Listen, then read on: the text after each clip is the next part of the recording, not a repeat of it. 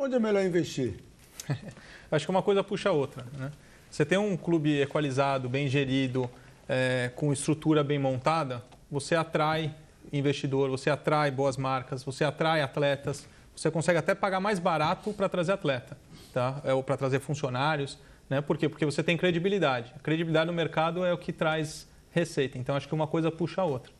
Bom, acabou agora há pouco, Série B, Bragantino e Sport empataram de 1-1, registrando aqui o Camilo lá de São Luís do Maranhão, está curtindo muito o debate, valeu, a Vivi de São Gonçalo, Denir de Florianópolis, o Luiz Carlos de Uberlândia fez uma colocação bem interessante aqui, Pedro, deixa eu recuperar, está aqui, o Luiz Carlos de Uberlândia falou assim, há muito tempo que os clubes de futebol do Brasil estão mal financeiramente, seria bom uma lei em que os clubes endividados pudessem ser vendidos como foi na Inglaterra. Seria uma saída? Seria, né? Não vendidos, né? Hoje os clubes, em sua grande maioria, são associações sem fins lucrativos, né? Então, nós estamos falando de clubes sociais. Então, para você fazer uma migração, que nem ele sugeriu, você tem que fazer uma segurança jurídica, uma segurança esportiva, né? Você tem toda uma estruturação para isso. Não é só o mercado inglês, o mercado chileno fez isso, né?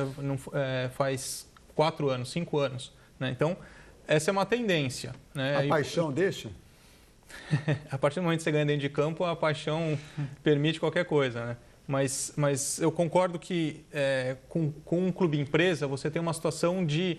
você tem a exigência do investidor, né? Você tem uma outra situação de mercado. Talvez até um índice de profissionalismo maior, porque isso vai ser exigido pelo investidor. Está mudando a forma de se patrocinar os clubes. Eu estava vendo esses balanços de alguns clubes e as torcidas reclamando bastante do valor que tem sido oferecido, que tem sido pago aos patrocinadores masters, né? Eu vou citar... Pelos patrocinadores masters. O Corinthians e Vasco, por exemplo, que tem o patrocinador BMG e que a torcida reclamou, mas é muito pouco. Mas aí depende de uma evolução, de uma participação da torcida. O Flamengo também é assim, um banco, como é que chama?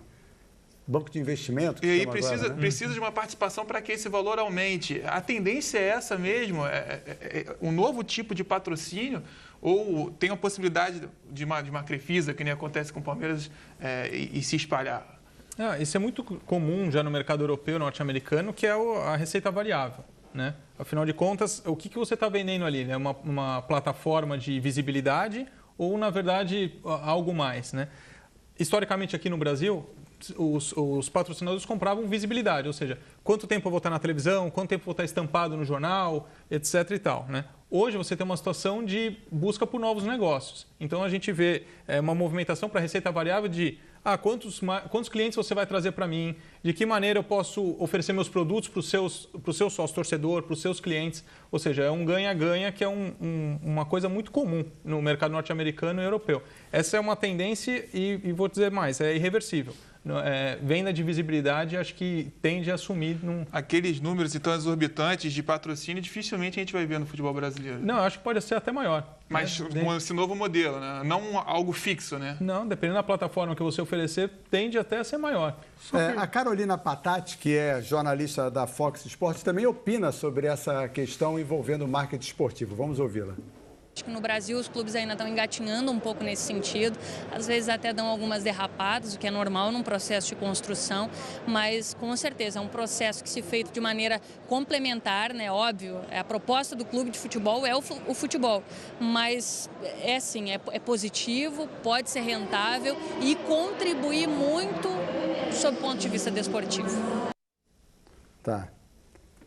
Márcio Guedes. Eu queria que faça aquele assunto já levantado aqui sobre a comparação entre a distribuição de recursos que os clubes recebem.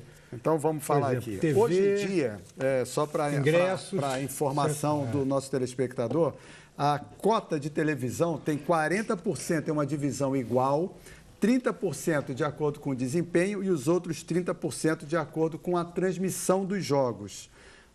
Ao que parece ficou mais igual, não é isso, Pedro? Mas o pay-per-view entra nessa história. É justo isso? Mas além disso, a divisão que eu falo também é outra. É que, por exemplo, quanto a TV entra no bolo de arrecadação do clube. Por exemplo, ingresso, uma coisa, TV outra, publicidade outra. Que aqui é muito focado na TV, muito dependente da TV. E há uma distorção. E lá não, há um equilíbrio maior. O mercado brasileiro, nesse ponto, o mercado brasileiro é muito parecido com o italiano. O italiano também ele é muito dependente da televisão. TV, Se você for para o mercado alemão, por exemplo, você vê uma situação de comercial, que a gente fala que é patrocínio e publicidade muito maior.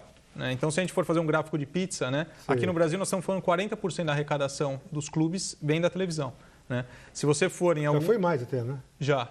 Em 2016 bateu 50%. Exatamente. Né? Então, nós estamos falando que em 2016 metade do faturamento dos clubes veio de contratos televisivos.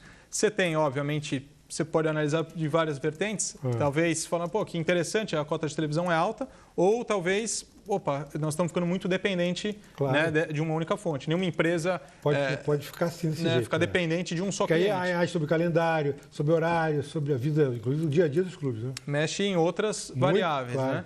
Né? Então, mas é muito parecido com o mercado italiano, tá? Para falar do mercado europeu. Mas aí a culpa é da TV ou é do patrocinador que paga menos? Ou é do clube? Na verdade, não tem uma culpa. Por isso que eu falei, você pode analisar de várias vertentes. O que é necessário é que os clubes discutam internamente, entre eles, o produto que eles querem ali. Para equilibrar mais o negócio, né? Talvez equilibrar mais, pode ser uma solução. Né? Eu não sei qual seria a solução exata. Na sua opinião, qual o ideal, na sua opinião? Qual seria a divisão ideal, em tese, assim? E aqui não é só no futebol, como qualquer indústria, tá? Quanto mais você consegue ter um equilíbrio e uma diversificação das fontes de receita, melhor, porque você consegue negociar... Talvez um terço.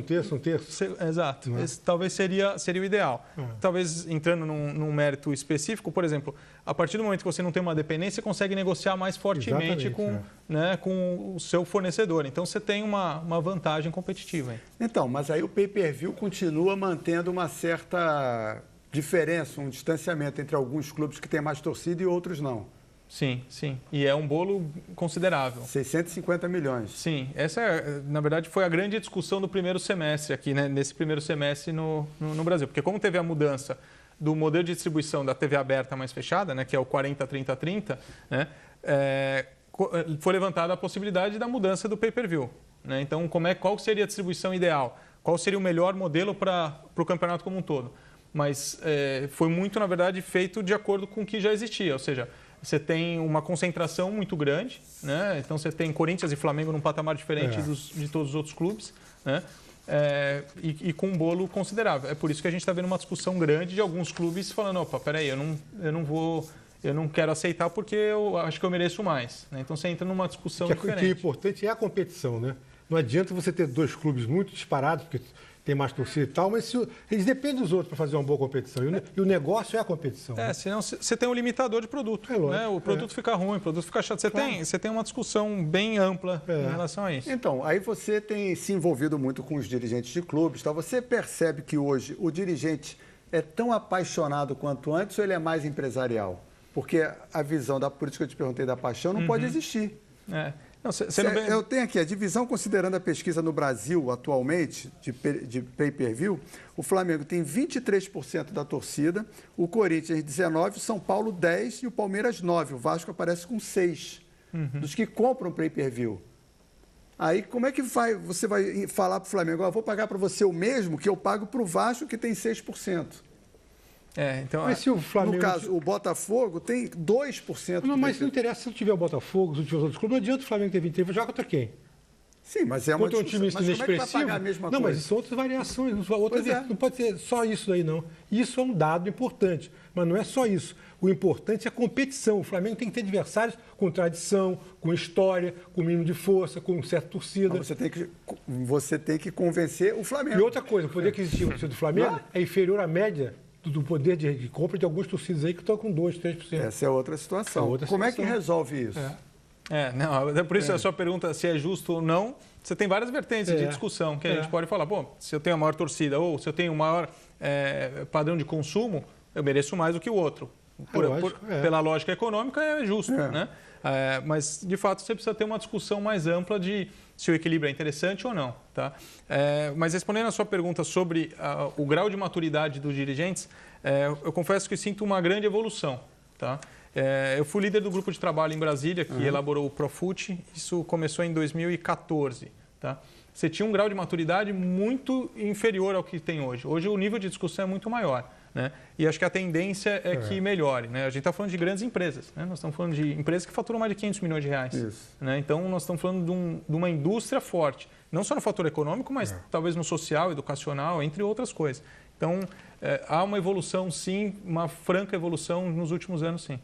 O Vasco faturou esse ano, é isso? Não, disse que faturou por causa da venda do Paulinho. Eu tenho uma dúvida sobre como é dividido o balanço financeiro dentro de um clube. Quem que faz o balanço financeiro de um clube? Tem lá o diretor de finanças.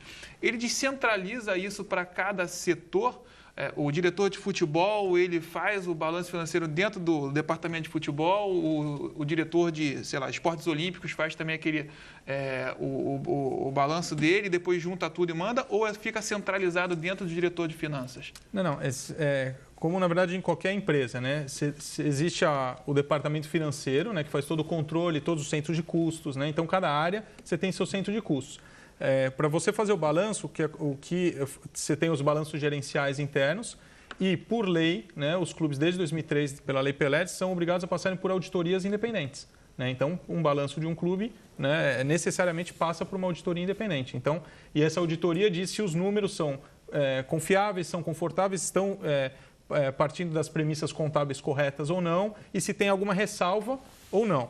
O que pode acontecer e que aconteceu especificamente no Vasco no ano, não agora 2018, mas em 2017. A auditoria deu abstenção de opinião. Ou seja, eu não consegui identificar conforto para assinar o balanço e falar que está, de alguma maneira, Pedro, conforme as normas. O simplificador disso, ou talvez a modernidade disso aí, talvez esteja na separação do clube social com o futebol do clube. Como, inclusive, nessa questão do Botafogo, dos irmãos Buenos Aires, estão querendo fazer isso. Você não pega aquele passivo do clube e faz uma empresa gerindo só o futebol do clube, como uma empresa de futebol. Isso eu acho que facilitaria tudo, não? Posso completar? A gente teve o exemplo de uma patrocinadora forte no Fluminense, né? Teve uma no Palmeiras e agora tem outra, né? E agora tem essa vertente no Botafogo. Algum desses caminhos é o melhor ou nenhum é bom? Há uma discussão não só na CBF, mas em Brasília, sobre o clube empresa, né? Qual seria o melhor modelo, não só em termos operacionais, mas talvez até tributários, né? Porque se você criar um CNPJ novo e é uma empresa, você tem uma tributação muito maior do que um clube de futebol, né? Então você já perde aquela vantagem competitiva de um clube, né? Então, pra você ter uma ideia, por exemplo, para usar um exemplo prático, a Red Bull paga mais de 15% de imposto. Então ela já não consegue, ela já entra em desvantagem competitiva em termos financeiros. Então, talvez existe essa discussão se faz uma redução por um período determinado de tributo para que você tenha um período de adaptação, quem que é o representante legal perante o órgão regulador? Vamos imaginar o seguinte, você divide o clube de futebol e o clube social. O clube social é quem tem a licença para jogar a Série A, é aquele CNPJ, né? Então, quem que a CBF recebe lá? O presidente do clube social ou do futebol profissional? Seria do futebol, o novo do futebol, formado. Mas é um novo CNPJ. Aí você cria pode criar uma situação de compra de licença. Né? Ou seja, eu abro uma empresa nova, faço um acordo em assembleia com o clube e quando eu vejo eu estou na Série A, porque... Você entende? Então, que nem o Boa Esporte? O Boa Esporte foi uma situação parecida, talvez o Figueirense que a cada ano está numa prefeitura. Isso aconteceu com alguns clubes, não foi nem só... Tem muito laranja, muito laranja. Eu lembrei agora. Não, porque é interesse, né? Compra o clube, leva. Exato. Né? Então, você tem que criar uma segurança jurídica para isso, né? Porque só assim você vai conseguir atrair investidor sério. Claro.